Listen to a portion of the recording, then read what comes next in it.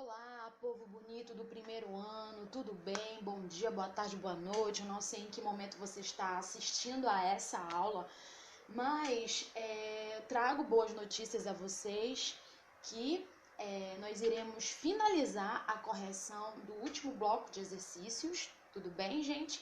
Então eu peço a você que você pegue a sua apostila agora para nós comentarmos os gabaritos corretos e esclarecermos possíveis dúvidas. Tudo bem? Tranquilo, galerinha? Então vamos começar.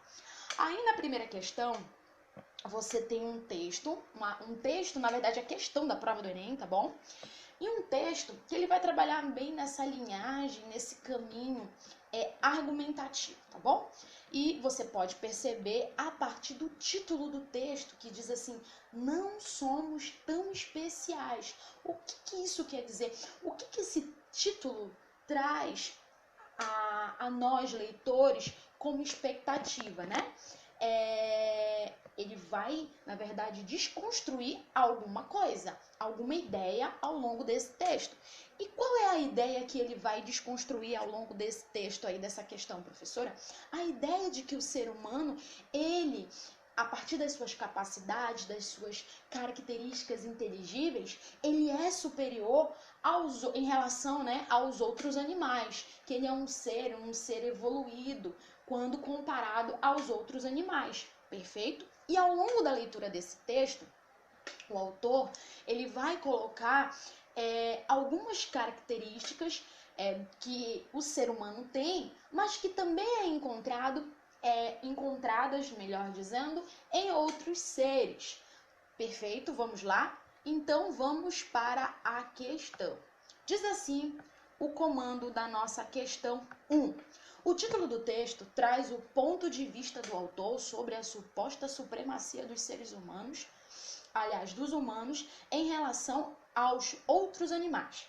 As estratégias argumentativas utilizadas para sustentar esse ponto de vista são: quais foram as estratégias do autor para defender a ideia, a tese, o ponto de vista de que o ser humano não é tão especial assim? Como ele construiu? Qual foi a estratégia? Qual foi o caminho que o autor utilizou para construir e defender essa ideia de que o ser humano não é tão especial assim?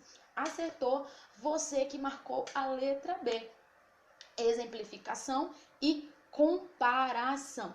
Perfeito, gente. Por quê, professora? Ele faz uso aqui de alguns exemplos de outros animais e a partir desses exemplos ele vai comparar com o próprio ser humano. Então, essa é uma estratégia que esse autor utiliza, para construir e defender a sua tese. Perfeito, gente?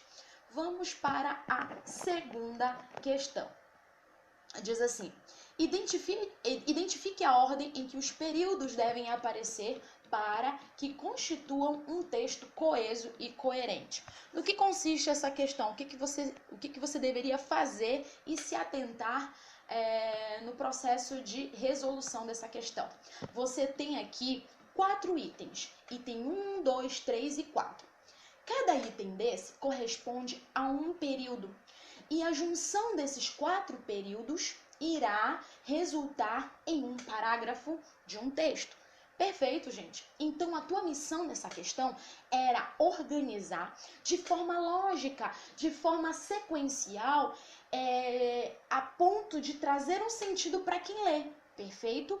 Qual seria a ordem que você organizaria esses itens aí para que o texto ou o parágrafo fizesse sentido para o leitor? Acertou? Você que marcou a letra C. O primeiro período corresponde ao item 4, quando ele diz nos últimos 10 ou 15 anos, e aí continua a leitura. O segundo período seria o que corresponde a elas não são mais feitas em locais precários. Segundo item corresponderia ao terceiro período e o terceiro item corresponderia ao quarto período.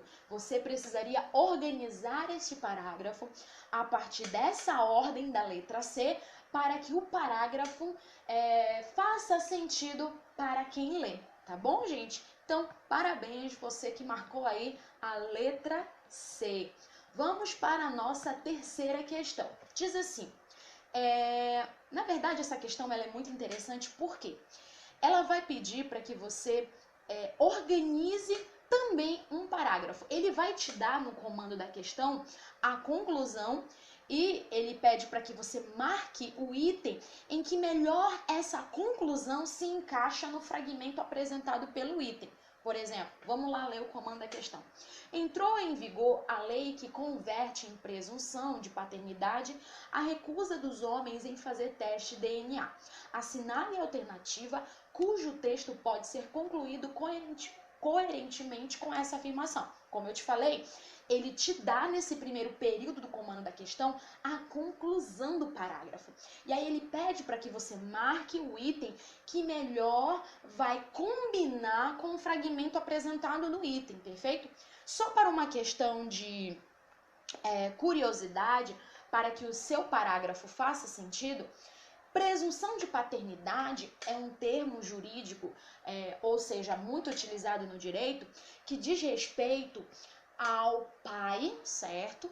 Que legalmente ele assume, no caso, a paternidade do filho, mesmo sem o exame de DNA. Por exemplo, você tem um casal, essa moça, a moça, no caso, engravida, o pai não quer assumir, a mãe abre um processo, obriga o pai a fazer um exame de DNA, o pai se nega, mesmo diante de um processo judicial. Quando esse pai se nega a fazer esse exame de DNA, perfeito? Mesmo diante de um processo judicial, a justiça já o confirma como pai, porque ele se negou a fazer esse teste de DNA. Então é mais ou menos isso que trata esse termo de presunção de paternidade, quando o pai se torna legitimamente pai diante de uma negação judicial de um teste de DNA, tá certo, gente? Então, em qual item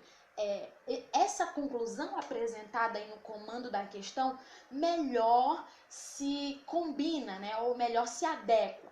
Acertou você que marcou a letra C. Bora dar uma lidinha aqui na letra C? Como é que ficou aqui a letra C? Bora lá. Diz assim a letra C.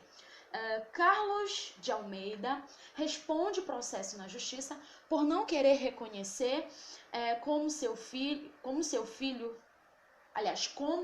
o filho de Diana Santos, sua ex-namorada. Carlos se recusou a fazer o exame de DNA, o que permite ao juiz lavrar a sentença que o indica como pai da criança, porque entrou em vigor a lei que converte em presunção de paternidade a recusa dos homens em fazer teste de DNA. Perfeito? Então, é essa alternativa correta que você deveria marcar. E a nossa última questão, que vai tratar sobre significados de conjunções ou de palavras que servem como elementos de ligação no texto, ou a questão da coesão, né, que nós comentamos no início das nossas aulas.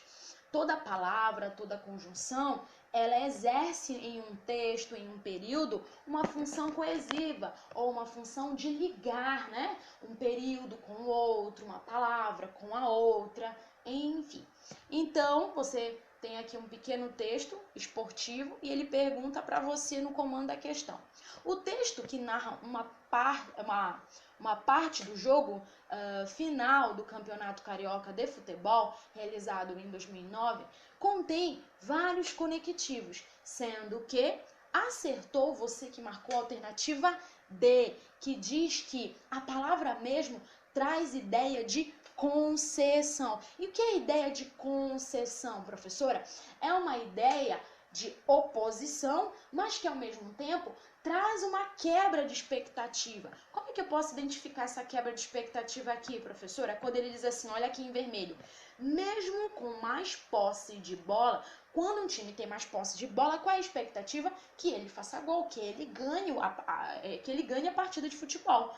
Mas olha aí a quebra de expectativa. O time dirigido por Cuca tinha grande dificuldade de chegar à área alvinegra.